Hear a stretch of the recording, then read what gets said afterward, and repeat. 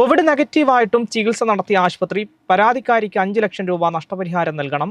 ഉപഭോക്തൃ കമ്മീഷനാണ് എറണാകുളത്തെ സ്വകാര്യ ആശുപത്രിക്കെതിരെ ഉത്തരവിട്ടത്.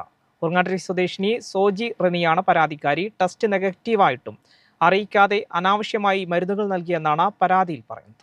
Celebrate the moments of colors. KMT Silks, Perinthalmanna, Kottakkal.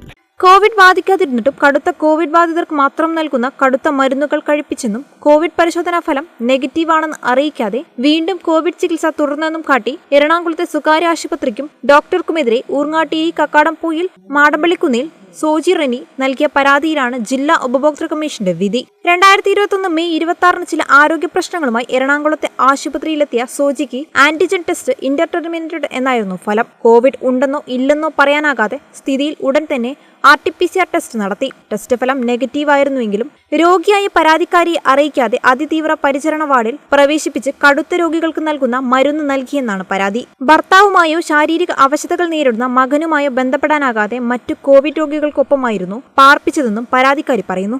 3-ാം ദിവസം ഭർത്താവിനെ കാണാൻ അവസരം ഉണ്ടായപ്പോഴാണ് കോവിഡ് പരിശോധനാ ഫലം നെഗറ്റീവാണെന്ന് പരാതിക്കാരി അറിയുന്നത്. തുടർന്ന് സ്വന്തം നിലയ്ക്ക് ഡിസ്ചാർജ് വാങ്ങി മടങ്ങി 2 ആഴ്ചയ്ക്ക് ശേഷം മറ്റൊരു ആശുപത്രിയിൽ ചികിത്സ തേടി.